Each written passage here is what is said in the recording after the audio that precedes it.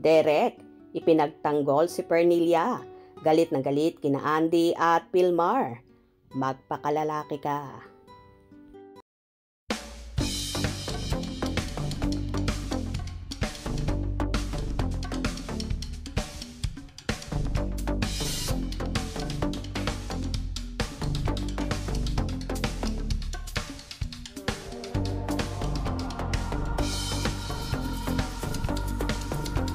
Ipinagtanggol ni Derek Ramsey ang inaakusahang third party sa issue ni Andy Eigenman at Pilmar Alipayo na si Pernilia Chiu, na kaibigan daw niya.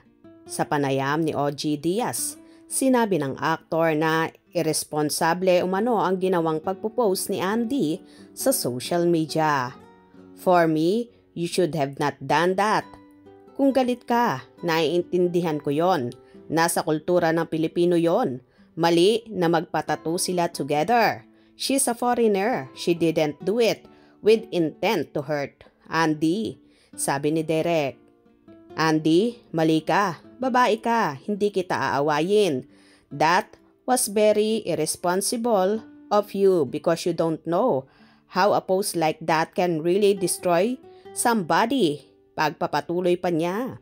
Ayon pa kay Derek, dahil sa ginawa ni Andy, hindi umano nakakalabas si Pernilia at araw-araw umiiyak sa tindi ng bashing na natatamo nito dahil sa issue. Anya, tunay na kaibigan si Pernilia dahil kilala niya ito ng kanyang asawang si Ellen Adarna. Magpakalalaki ka.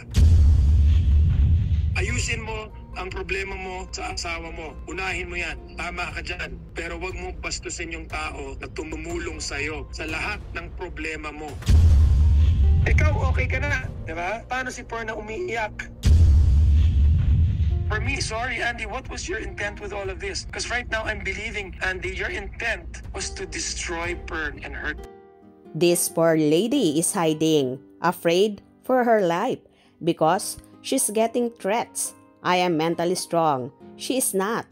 What if she takes her life? She can handle the bashing. She's a private person. I know her. She is a dear, sweet woman. A woman I can trust with my kid. A woman I can trust with my wife. I have a very small circle of friends. She's included in that. Sabi pa ni Derek, nag-reach out daw si Pernilia para mag-apologize sa pagmamatching tattoo nila ni Pilmar. Bukod daw kay Pernilia, apektado rin daw sa issue ang boyfriend ni Pernilia. Pati yung boyfriend nasasaktan na kasi yung boyfriend taga Siargao. All his relatives are there. He's also worried for them, say ni Derek. Naimbyar na naman siya kay Pilmar at sinabing magpakalalaki at linisin si Pernilia sa issue. Pumupunta ka kay Pernilia kapag may problema kayo ni Andy. She's there for you. Open arms to listen to your problems. Multiple times. You reach out to your best friend or sister. And then, this is how you handle it. Ani Derek. Ikaw, okay ka na. Paano si Pern na umiiyak? Kasi puro na lang paninira. Dagdag pa ni Derek. Malaki ang parte ni Pilmar sa issue. Bilang isang lalaki, kung ako nasa sapatos niya at mayroon akong best friend na babae at sinabihan ako na magpapatato tayo, hindi ko gagawin yon. Out of respect to my wife. Kahit na may problema kami, pambabastos na yon sa asawa ko. Anya, you got a tattoo with Pern. That's 80% your fault. And for you not to have the balls to stand up and say, this is all on me. I wrong my wife. And I wronged my friend. Own it.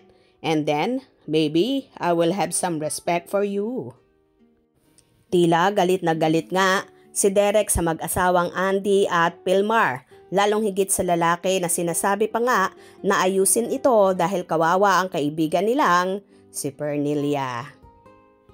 For more updates, please subscribe to my channel.